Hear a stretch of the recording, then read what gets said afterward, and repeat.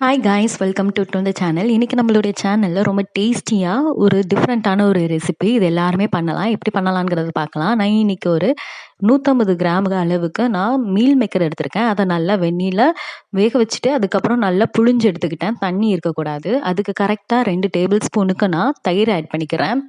தயிர் ஆட் பண்ணிவிட்டு அது கூட நம்ம இப்போ மசாலா எல்லாமே ஆட் பண்ணிக்கலாம். நான் வந்து அரை டேபிள் ஸ்பூனுக்கு ரொம்பவே கம்மியாக மஞ்சத்தூள் ஆட் பண்ணியிருக்கேன்.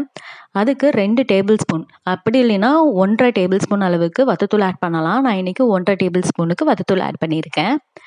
வத்தத்தூளுக்கு 2 டேபிள் ஸ்பூன் அளவுக்கு நான் மல்லித்தூள் ஆட் பண்ணிக்கிறேன். மல்லித்தூள் ஆட் பண்ணதுக்கப்புறம் இனிமேல் ஸ்மெல்லுக்காகவும் ஃப்ளேவருக்காகவும் ஜீரகப்பொடி கரெக்டாக 1 டேபிள் ஸ்பூன், சோம்பு பொடி 1 டேபிள் ஸ்பூன், கறி மசாலா தூள் 1 டேபிள் ஸ்பூன் சொல்லிட்டு எல்லாத்தையுமே ஆட் பண்ணிக்கலாம்.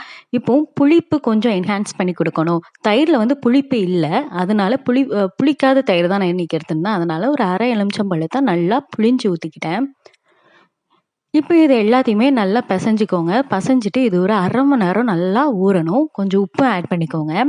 இப்போ எல்லாமே நல்லா இருக்கா அப்படின்னு சொல்லிட்டு டேஸ்ட் பண்ணிக்கோங்க. இப்போ நல்லா இன்னும் நல்லா திக்காக வேணும் அப்படின்னா நீங்கள் வந்து அரிசி மாவு ஆட் பண்ணிக்கலாம். நான் இன்றைக்கி அரிசி மாவு ஆட் பண்ணியிருக்கேன். அரிசி மாவு ஆட் பண்ணால் நம்மளுக்கு வந்து கொஞ்சம் நல்லா முறுமுறுன்னு கிடைக்கும்.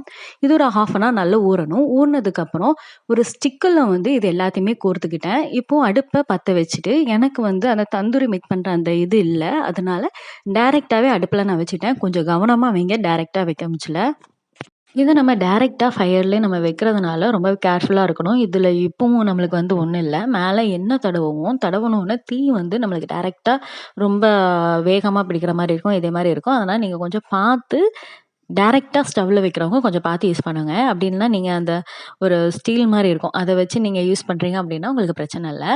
இதே மாதிரி நான் எல்லாத்தையுமே நல்லா சுட்டு எடுத்துக்கிறேன்.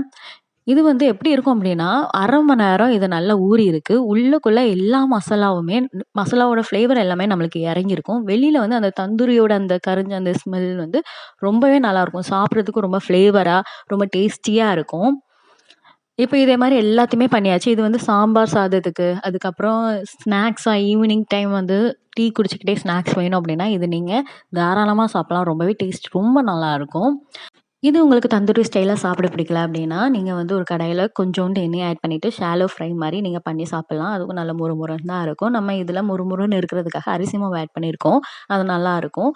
அதுக்கப்புறம் டேஸ்ட்டுக்காக நம்ம புளிப்பு, உப்புக்கு வந்து உப்பு ஆட் பண்ணிவிட்டு உரைப்பு எல்லாமே ஆட் பண்ணியிருக்கோம். ஃப்ளேவர்ஸ் எல்லாமே ஆட் பண்ணியிருக்கோம். ரொம்பவே டேஸ்ட்டு நல்லாயிருக்கும். இஞ்சி பூண்டு பேஸ்ட்டு நான் வந்து ஆட் பண்ணலை இதுக்கு.